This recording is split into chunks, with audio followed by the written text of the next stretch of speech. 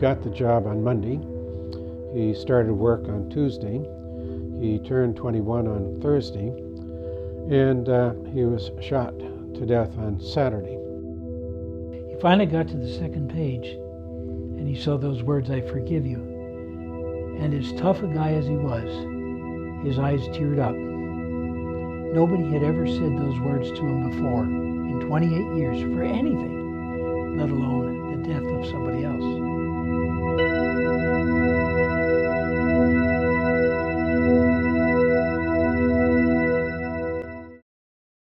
In the United States of America, 34 states employ the death penalty. One such state, Connecticut, is known for its beautiful shoreline, bookstores, museums, art culture, and notable universities. It is the last place one would think to find the heated and controversial debate concerning the death penalty. And then, it all changed. In the summer of 2007, a horrific home invasion occurred in Cheshire, Connecticut.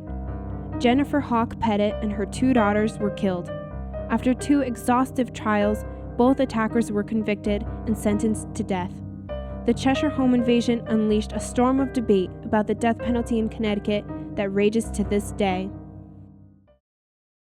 There are currently 12 inmates on death row. However, the death penalty has not been used since 2005, when serial killer Michael Ross was executed.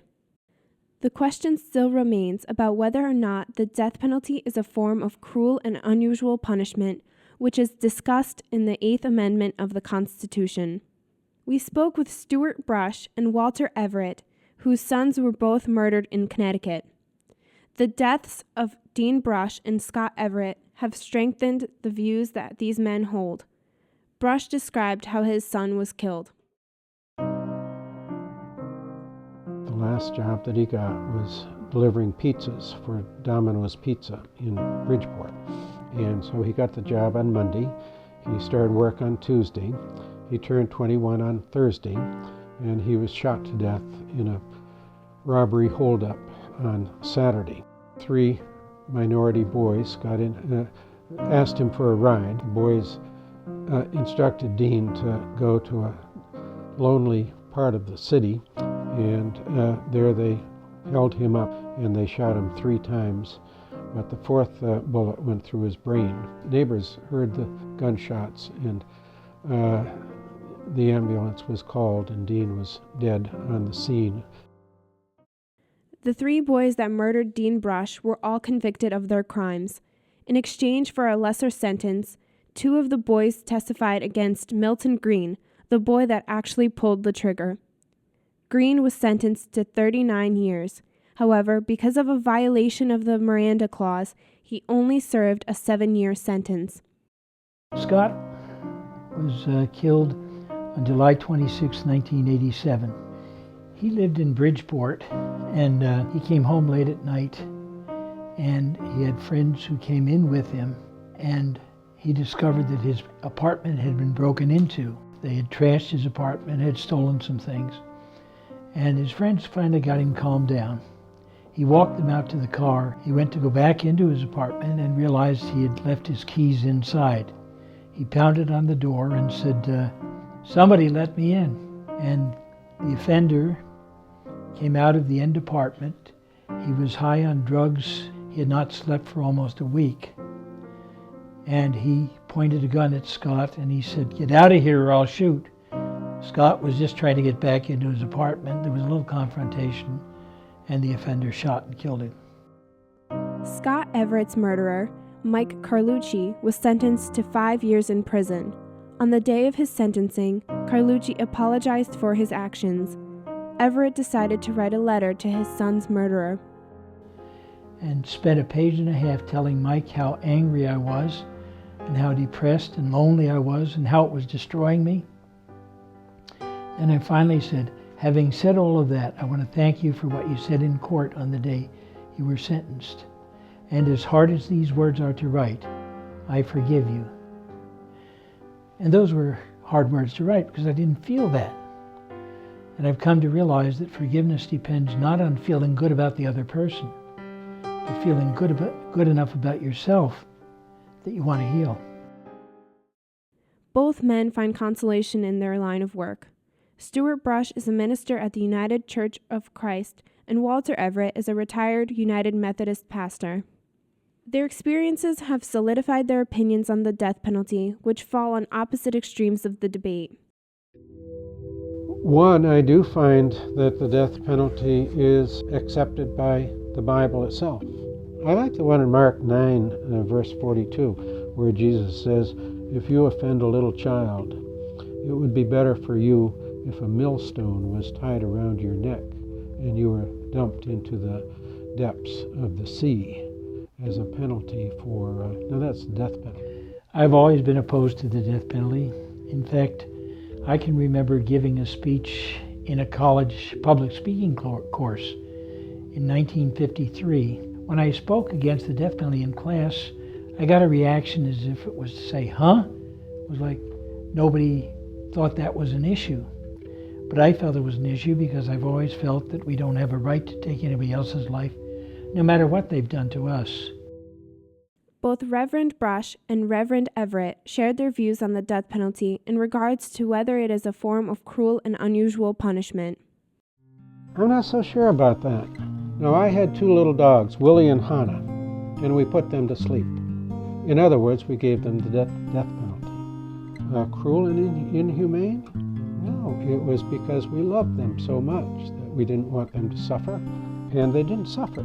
So it couldn't possibly have been cruel and inhumane. Not as cruel and inhumane as shooting a guy 2 days after his 21st birthday on the streets of Bridgeport. I was talking with one of the state legislators one time. He said to me, "We've got to have the death penalty. This is a frontier society." I said, "Frontier?" We were in Hartford.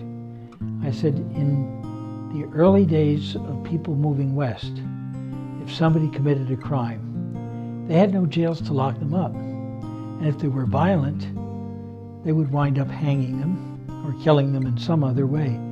But we have a better way of doing it now. Reverend Brush compared the death penalty to an experience he had while living in Greenwich, Connecticut. The policeman called me, and the policeman said, "Reverend Brush, your mailbox has been destroyed." And he said, "How much do you think that the mailbox cost?" And I said, "Well, to buy a new mailbox and to install it would probably be no more than $28.05. He said, "All right, well, we have the people who killed your mailbox, and so we will collect the money from them. This will be their penalty, and you will receive a check in the mail for $28.05. And I did. This plate of justice over here, this plate of justice over here, A equals B. Here's your $28.05, and here's your mailbox. No, that's justice. Over here is life. What are you going to put over here? Life in prison without parole? Oh, if you put in life here, then what offsets that is life. Reverend Everett spoke about finding a way to heal. I don't feel the death penalty solves anything. In fact, I've known people who have waited 20 or more years for an execution, and then they've said after it, "Why don't I feel any better?" Well, it hasn't brought back their loved one. And as a result, they continue down the path of anger, and they feel as though they didn't get what they were promised, closure. And as a friend of mine says, you don't get closure when somebody is executed. You get closure when you buy a house and you get a mortgage. And I think he's right. You don't get closure. You have to find a path toward healing, and it may take a long time, but it certainly begins more quickly if you're not facing the possibility of an execution of somebody who's 20 or more years down the road. In early April 2012, the Connecticut State Senate voted 20-16 to pass a bill to repeal the death penalty in Connecticut after 11 hours of debate. On April 11, 2012, the Connecticut House of Representatives passed this bill with an 86-62 vote. The debate lasted 10 hours. Governor Malloy signed the bill into law on April 25, 2012. Repealing the death penalty will only apply to new criminals. Those that were already sentenced to death will remain on death row. According to a recent Quinnipiac University survey, 62% of Connecticut voters supported the death penalty for murderers, but they were split down the middle when deciding between the death penalty or life in prison without parole. Despite the recent retraction of this controversial punishment, it is clear that those who hold strong opinions regarding the death penalty will always defend their position passionately. Though the political battle is over at this point, the emotional aspects of the death penalty debate will always be strong. When we kill somebody else, we get into the violence ourselves. And it's not only cruel and unusual for the person being killed, it's cruel and unusual for society.